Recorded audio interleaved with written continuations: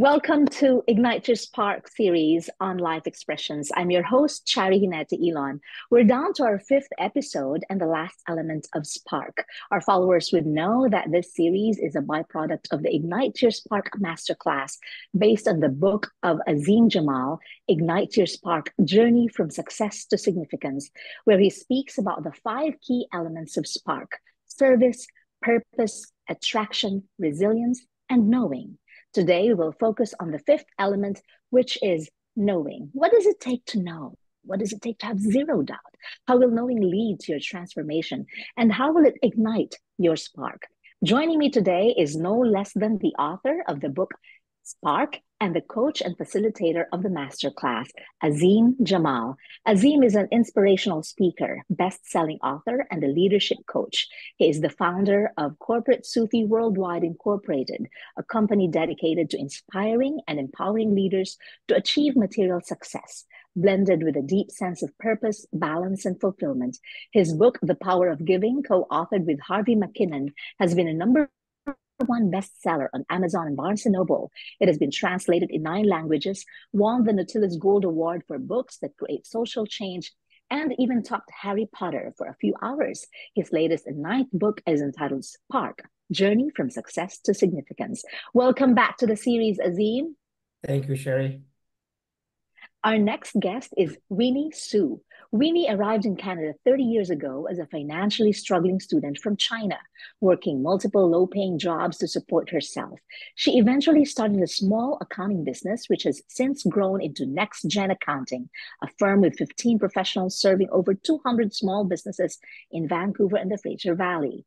Never one to stop learning, Winnie earned her MBA from the Jack Welch Management Institute, or Jack Welch Management Institute, in 2021, graduating with honors in all 12 courses and receiving the Distinguished Scholar Award at age 59, all while managing her business full-time. In 2021, Winnie co-founded Vision to Reality Foundation, an online business community supporting newcomers in their entrepreneurial journeys. With over 1,000 members, V2RF fosters an inclusive, multicultural environment where aspiring entrepreneurs can share, learn, and grow.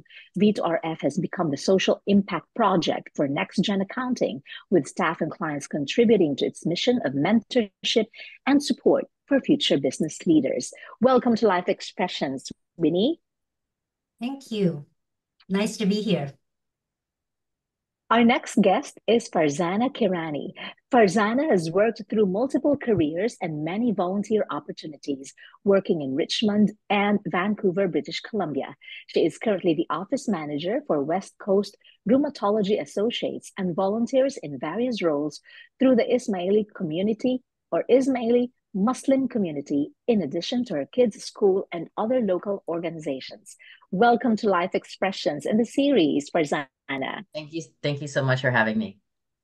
Yes, of course, we are so glad to have this fifth episode of Ignite Your Spark series, and now we will dive into knowing. Azim, for those who have not watched the series yet, tell us about Spark and the fifth element, which is knowing. So spark is something we are all born with, but somehow along the way we lose the spark because of circumstances. But the message we have is spark does not depend on circumstances. Spark depends on what's inside you. You know, the outside can change, the environment can change, the circumstances can change, but spark remains within. What is the spark? When you have a spark, there's a twinkle in your eye, your brows are unwrinkled, you have a smile on your face, your heart is open, there's an echo in your voice, there's a spring in your step, and you're glowing and flowing and oozing with energy, irrespective of what happens around you, outside you. For Winnie and Farzana, who have participated in the masterclass, share with us your experience in attending the masterclass. Let's start with you, Winnie. So this particular masterclass actually is one of the class I attended. I feel is the most simple, elegant, and easy to follow as for anybody in any stage of life. So the spark, when Azim introduced this idea, when I read his book, and I just feel it's a spark, almost like you just yourself is like a big tree. So your purpose is your trunk, your roots, and so you stand tall, you're really, really strong. And then you basically offering your branches out to the world. Then you're attracting the suns, you're attracting the winds, you're attracting the rains, you're attracting everybody else to helping you to grow. At the same time, of course, there's storms.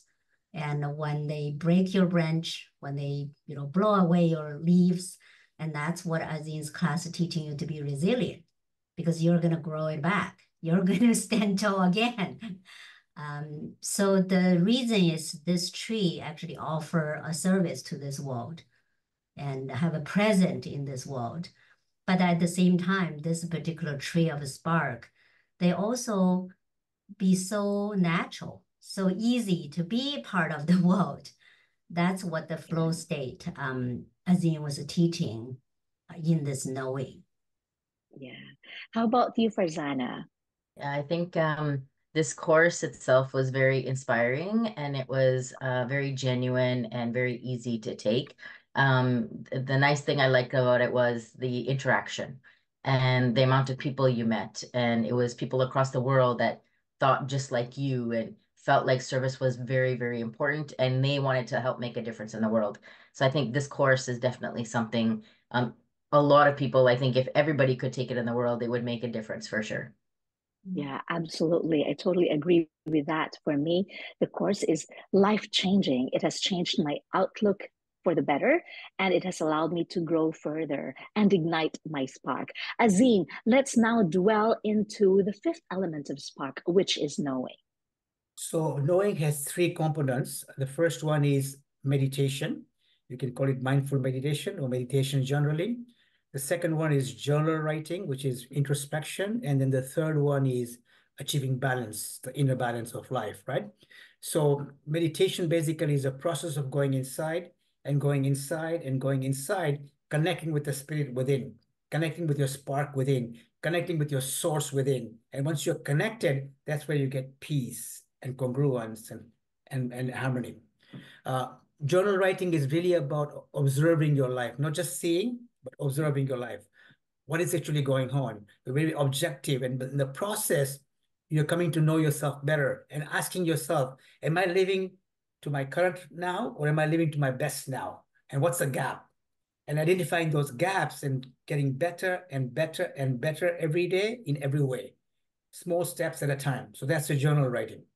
And the third part is the balance really is 6 areas of your life: your family, your health, your spirituality, your work, your lifelong learning, and your finance. When these are in harmony, then what happens is a synergy.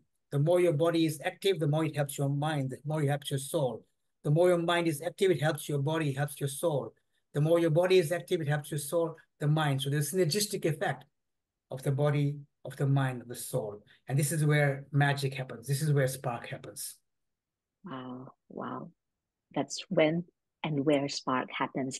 For Farzana and Winnie, can you share with us, like, how has meditation helped you connect with your deeper sense of self and knowing? Farzana? I would say that mindful meditation is something where you truly do go within and you find inner peace, and you balance things that are happening that you can't always balance. And when you're in a struggle, it's important for us to think within. And sometimes you're only thinking with your heart, or you're thinking with your mind, and you can't connect all of them together. So fortunately, I've been able to do this as part of our religion for a very long time. But it's just going within yourself and finding that inner peace to find what's right, what's wrong, and how can I mix everything and put everything in between in that right little puzzle of your life. How about you, Winnie? For me, the meditation is more like to be present and constantly need to be present, because many times in this world, there's so many things that drag us to external and we have families, business, we have friends, and we have children, right? I mean, there's so many things going on in this world. Very easy to distract us, and we don't know where we're focused on, where we're going. And also in our heart, and constantly feel anxiety or anxieties. And I believe, especially as a business owner, if you are running a company, you have many responsibilities, and even more important to have a mindful meditation. But for me, normally I do increment, just a few minutes here, a few minutes there. Of course, I have my favorite spot, but meditation for me is not sitting there for 2 hours, an hour. But for other people, possibly that's the way they were doing. But for me, I think worked the best is just watching the wave, in the ocean, watch the trees, the leaves overflowing, right? Watching the flowers and all those ones, as long as you concentrate on something, and you can be totally go back to the present, thinking such a beautiful world and why we're worrying those little things, right? So that's definitely helping me a lot. Yeah. For Azim, for someone just beginning their meditation journey, what advice would you give to be able to stay consistent and really maximize the time where we meditate? I like what Winnie just said about being present, right? When you're present in your life, that's in a way meditation. It's even when you're washing dishes and you see bubbles go up and say, wow, the glory of God, right? So that's a starting. But however, if you want to allow some quiet time, by the way, it's very rare to get quiet time. People go to Hawaii for a holiday. Why? Because they want some quiet time. First thing they do is charge their phone, put the TV on. Suddenly you're scared of intimacy. You're scared of intimacy because you're used to noise.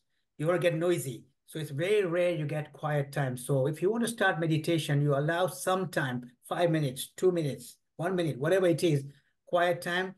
Ideally, early morning is good because it's quiet, everybody's sleeping.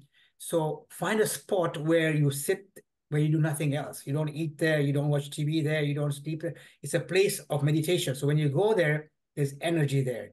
There's a memory there. This is my place for meditation. When I go there, I get in the zone. So start small. And yes, when you start, there'll be thoughts coming to you and distractions coming to you in your mind. But don't worry about them. Let thoughts come and go. Thoughts come and go. Thoughts come and go. And that's meditation. If you cling to one thought, that's thinking.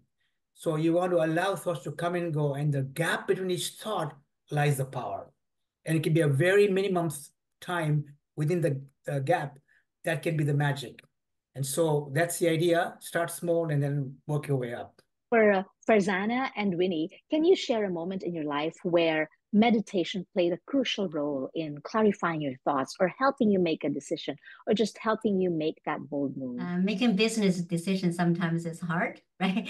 Because you're thinking too many angles, too many reasons, and if this work or this not working.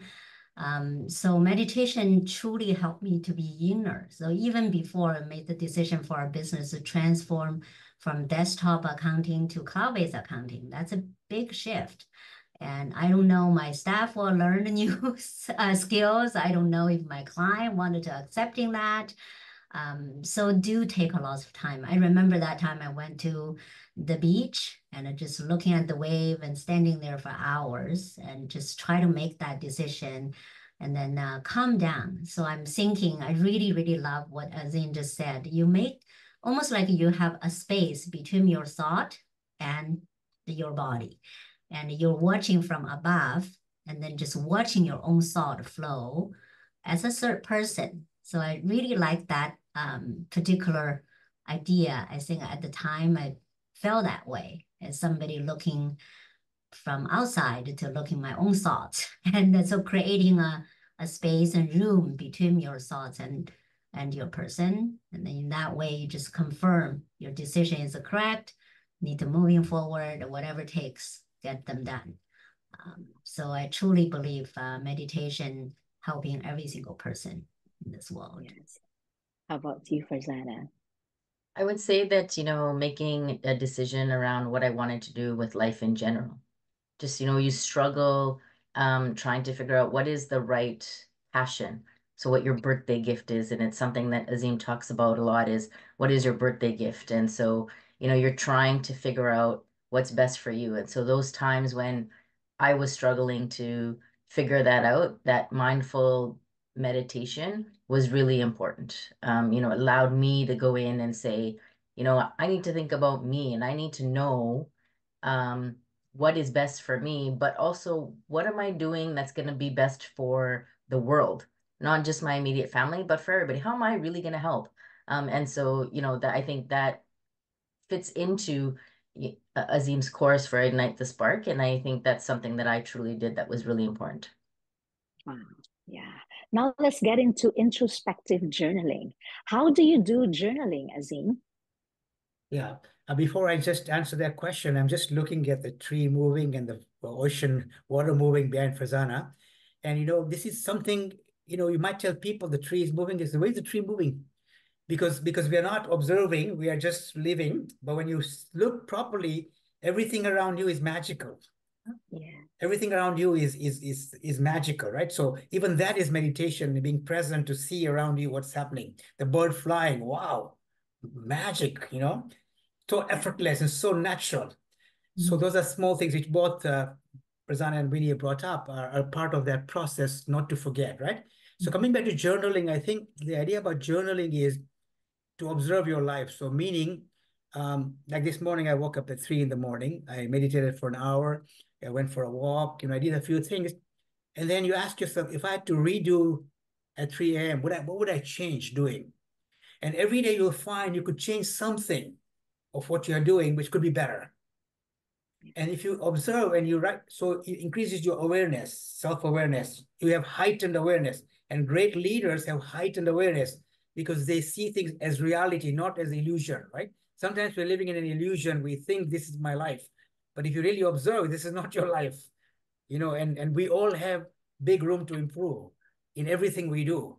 And that's the beauty, in this class. The biggest thing for me, I might have been the facilitator or a teacher, but I was learning as I was facilitating because you learn from each other and you have to be open to do that. Once you think you know it all, you're dead.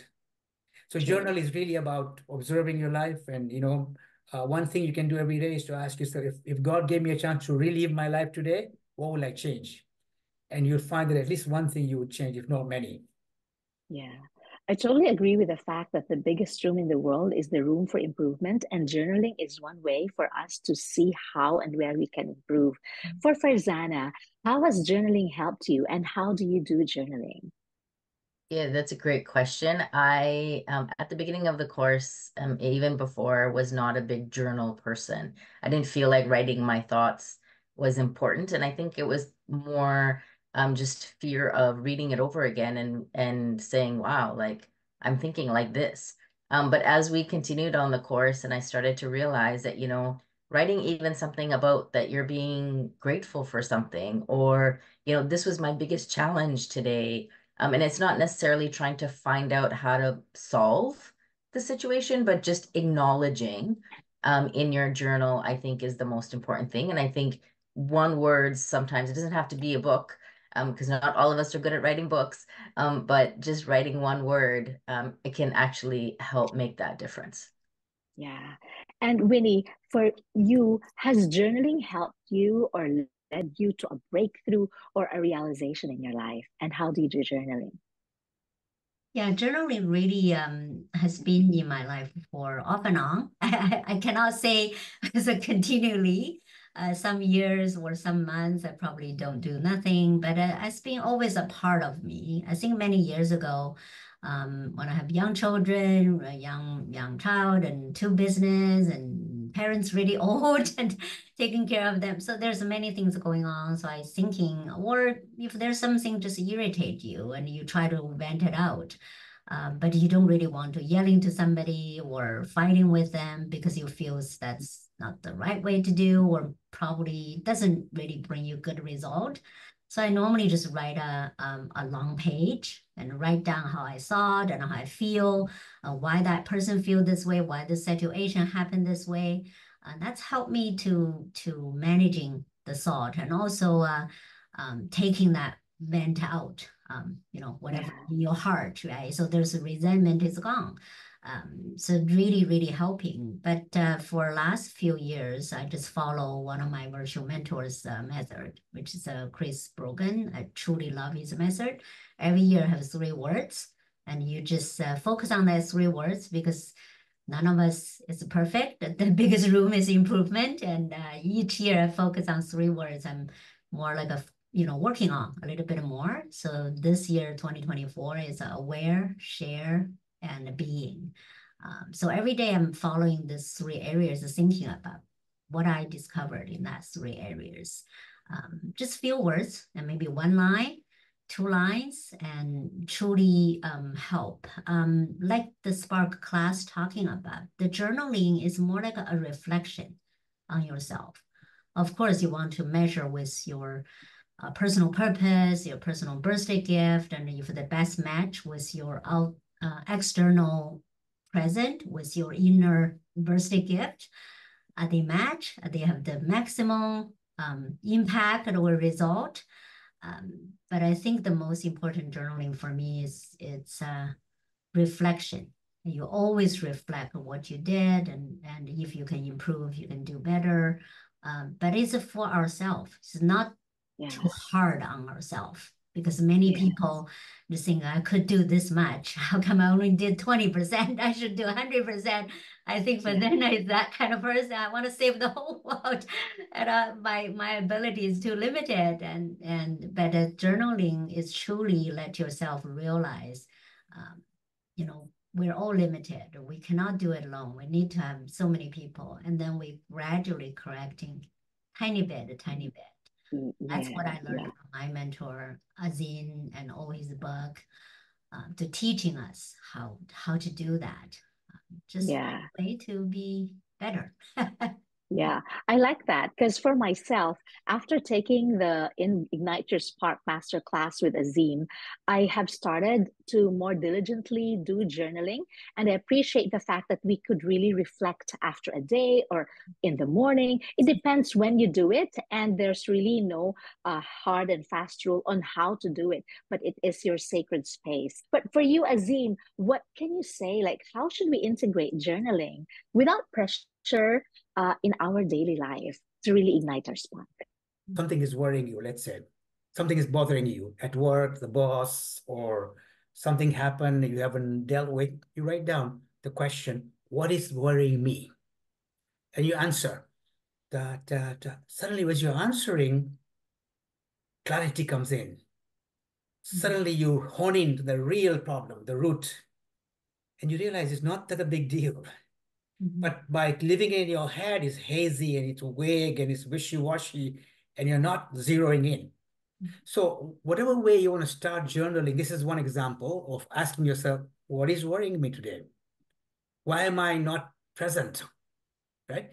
By that, you write something. So that's one way. The other way is to say, okay, I'm going to leave my day. And at the end of the day, I'll ask myself, if God gave me a chance to relive my day, will I change something? So you go back and say, what time I woke up and what did I do first thing in the morning? Instead of prioritizing your schedule, the to-do list, you schedule your priorities, which is your goals. So you go back to your goals. These are my goals. These are my priorities. So you'll find things that you can do a little different. But start small and don't have to do too many pages. You can even write 1 or 2 lines. But whatever you do has to help you in some way. Yeah, that is nice and really very helpful. How about inner balance? When we do journaling, can this lead to having inner balance, Azim? Sure. I mean, if you have goals around your family, if you have goals around your health, if you have goals around your spirituality, if you have goals around your work and your lifelong learning and your finance, you ask yourself, how am I doing with my family? Suddenly you realize, I've been so busy with work and this, and haven't put time with my spouse or with my kids. So you observe that, right? And so you say, okay, what about my health? Did I exercise this morning? Did I drink my water this morning? Did I eat the right food? Suddenly you realize that there are things I could be doing a little bit different. Yeah. And when you have a call with somebody, can you walk into the talk? Sometimes I do my walk and I talk to my clients because I tell my clients I'm walking because I think better when I walk. So I'm not shortchanging you by not paying attention, but I'm actually more creative when I'm walking. So this gives me exercise, fresh air, and I'm still doing my work, right? So finding ways to do a little bit things better brings the inner balance, because balance is not easy. I mean, it's a complex thing. There are so many things you have to cater for. And if you do one, the other thing is affected, right? So journaling does help your balance. Yes. Farzana, has there been a moment in your life where you felt out of balance, and then how you regained your balance. Oh, absolutely. Balancing 3 kids, work, volunteering, and combusting of a plate that's so full that you're not sure which direction you're going. And you just, you have to try and hone yourself back in, like Azim said, find those moments where, you know, try not multitask in a negative way, but multitask in a positive way. And thinking about how that positive effect is going to be on whoever you're helping. So, like Azim said, if you're good at walking and talking at the same time, great, do that. For me, it was just being present, taking the time, spending that half an hour of just listening and saying, okay, what's going on? How do I help resolve the situation or help the person or whatever the situation is, or spending the time doing the homework and just taking that half an hour and being present. I think that's, keeps your balance in in a positive way. Yes. How about you, Winnie? How do you keep your balance? Keeping a balance is it's the same like this whole spark talking about. Basically, you're living your zone, you're living on your flow state, and because you inner balance for all those areas Azim was talking about. So he listed 6 areas, and I had my list for 8 areas, basically similar areas for what he's saying. So besides these 6 areas, I have a community and also recreation. So I have that 8 areas. I think I wrote down, I don't know, 30 years ago. And for those areas, I like to balance. And many times in our life, it's not going to be completely balanced. When you have a young child, when you have a sick family member, right? When you have somebody outside you truly wanted to support and help. And it's no way you can balance by your time devoting or emotional energy level to devoting. But if you truly know your tree, your trunk, which is the spark inside, and everything seems to flow naturally. And you wouldn't criticize yourself, oh, I forgot to call this person because I was focusing on my sick mom, or I forgot to do this client's work because my children is, need me. And you wouldn't feel that kind of a anxiety, because your life it's a whole. It's just present every single day, every minute, every second, and treat the person across your life path with dignity, with respect, and live the best. I believe that's Yeah. the true flow state. So you don't have stress. That's Yes. how I feel. Yes. Yeah, there's not really a stress because you're living the way you truly, focus your inner way. So that's one part I truly love this class, because it's been so many different kind of personal development, leadership, and C-suite and masterminds, and been so many different kind of a training and organizations. I feel Azim actually summarized all of them, put into such a simple way to present it. And also he organized 16 countries people actually Yeah. together to share our perspective and life. And every single person has a great story to tell. That's the part I Yeah. truly enjoy and love this class. I would encourage anybody join it and then moving forward. Thank you. Yes. Thank you, Winnie. Azim, Winnie has mentioned flow state. Could you please expound on that? So before I answer the flow state, one thing that came to my mind when he was speaking and Farzana was speaking is that this morning when I woke up at 3, I was overwhelmed. I had so many things to do. I had a few things to do with my new book that I'm writing, the few things with the online program that's coming up on 12th October. There are a few things about people, voluntary work I had to respond to, and it was a lot of stuff, right? So when I went to meditate for an hour, I tried to focus on my breath. I tried to focus on my body. I tried to focus on my toes, whatever. And so I got an hour of nothing. And then the first thing I did after my meditation, I cleaned up. I had so many stuff around everywhere, so I cleaned up, organized everything.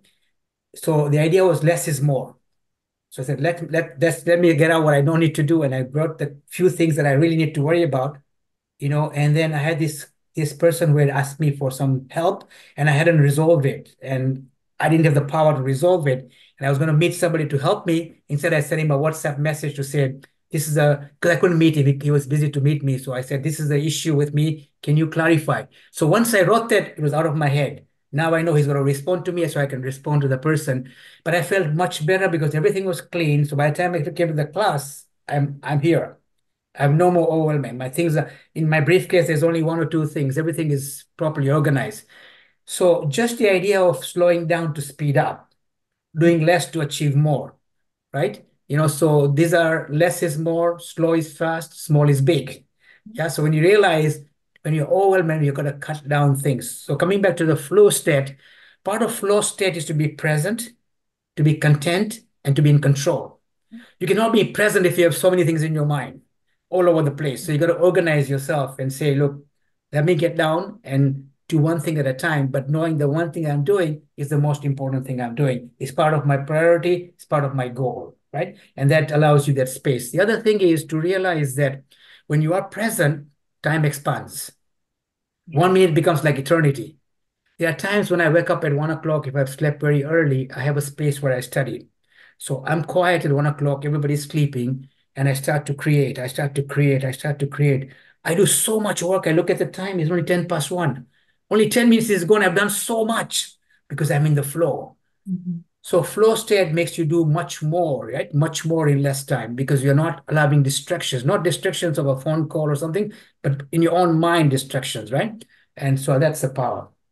Yes, that's the power of knowing and being present. We have talked about mindful meditation, introspective journaling, and inner balance. What are the benefits of applying these components into the element of knowing? What happens when we know? Did you already experience that benefits, Farzana? I would say you become holistic. You truly feel that you found yourself and because you found yourself, because you found your purpose, your birthday gift, you've reflected, you know now what's happening, you're able to actually be who you want to be every single day, with no limitations whatsoever. That's beautiful. How about you, Winnie? I feel so that's the state you feel so content but not satisfied. Content means you're accepting everything, no judgment to whatever happened around you, just accepting it, welcome them. And the same things like if yesterday you made a mistake, you turn the page, it's gone, right? It's done. Sure. And you did your work, you said you're sorry, you basically let them be and not dwelling on it. So basically happy and enjoy all the beautiful world, the beautiful people, the people respect you, love you, and everything you've done. So that's a kind of content stage. And unsatisfied, that's mean you still have goals. You still have something you wanted to achieve. But it's not something if you don't do, you're going to kill yourself or if somebody didn't do your way and you're going to be so angry, jumping up and down. So that's what I feel is the true balance as an individual. So luckily, about 30 years ago, one of my mentors mentioned this to me and truly resonate with me many, many years and help myself for this Spark class. And they basically reconfirmed this universal common sense. You can say it doesn't matter where we come from. I truly believe as a human being, that's a universal common sense we all wanted to achieve and apply.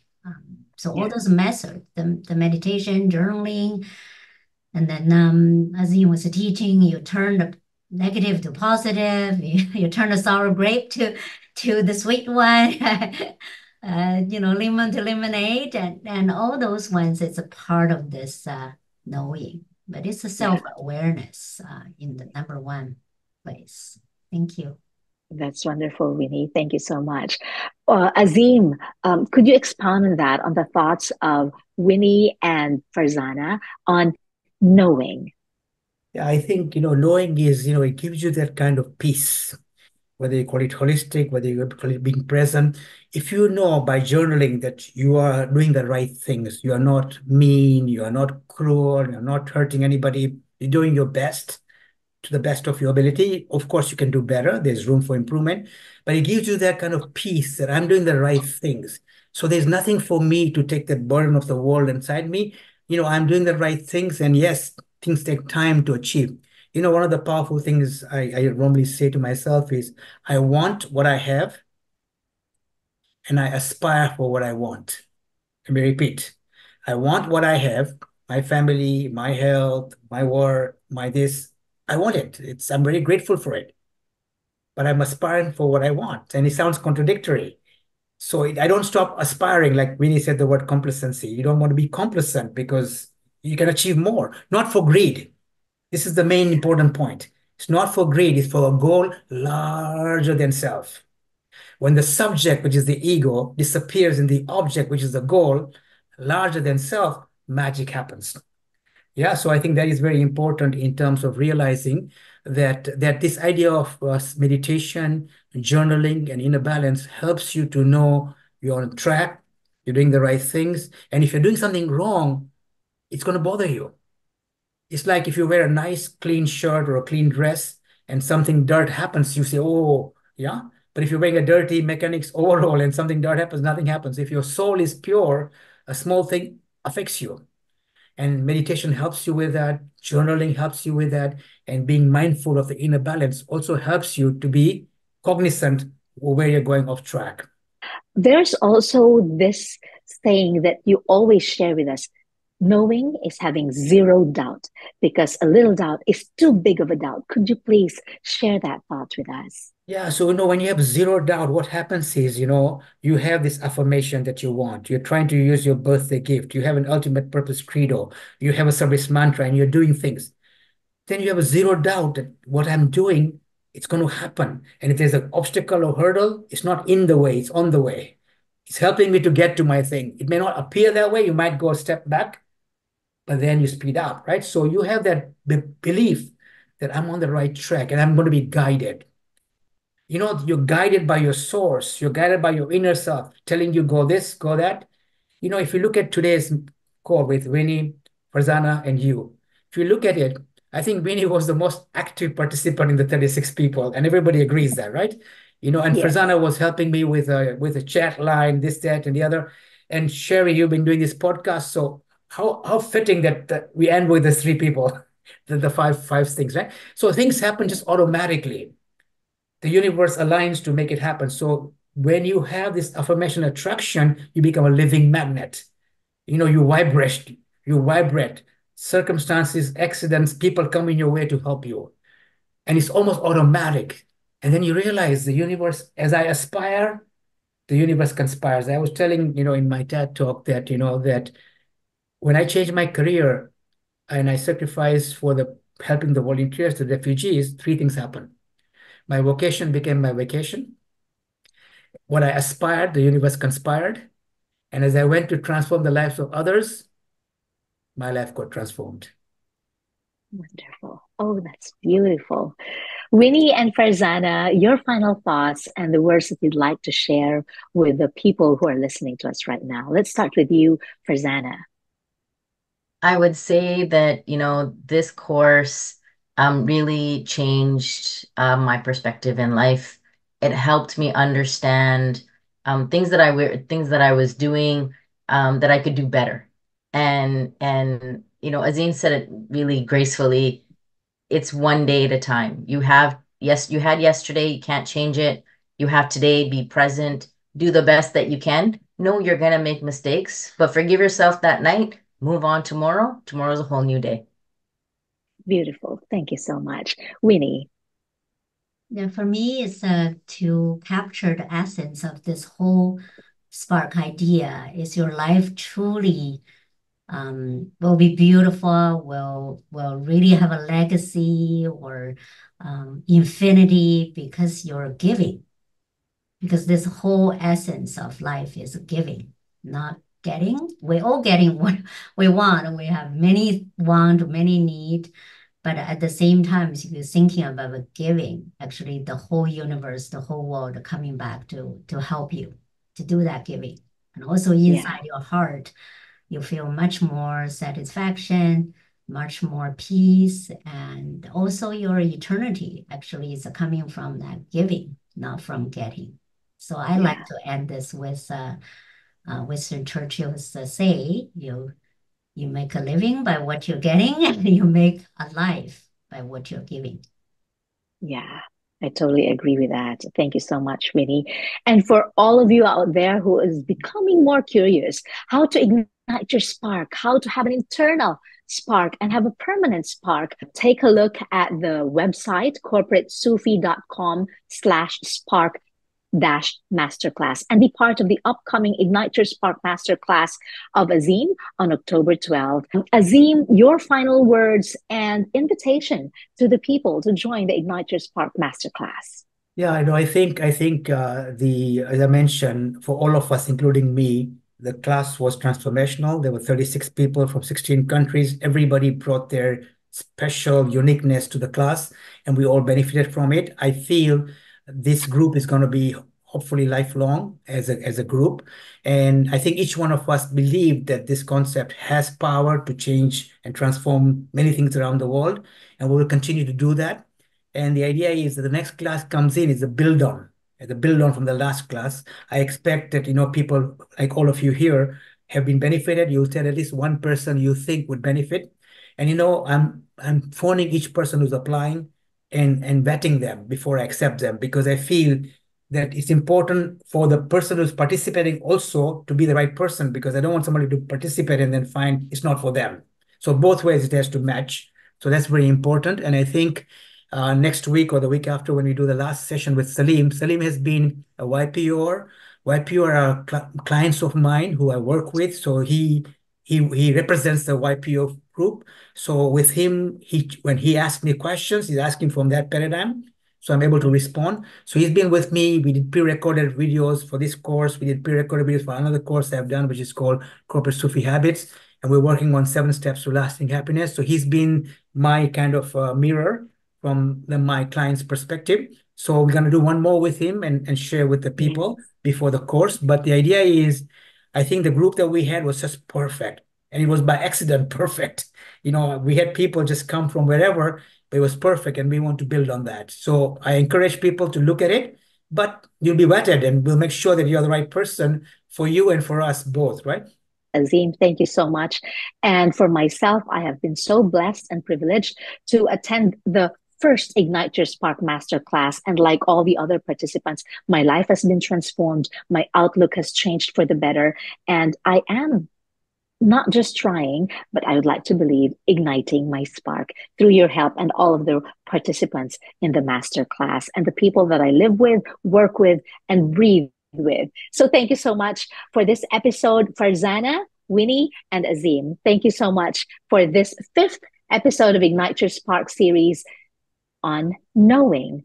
Well, when you know, you'll have zero doubt and you'll really ignite your spark. Please don't hesitate to comment your comments below in the comment section. Share this with your friends and leave feedback on our series. This is your host, Charie Ilon, for Ignite Your Spark series on Life Expressions. And my guests, Azim Jamal, Farzana Kherani, and Winnie Su. Till next time, here on Life Expressions.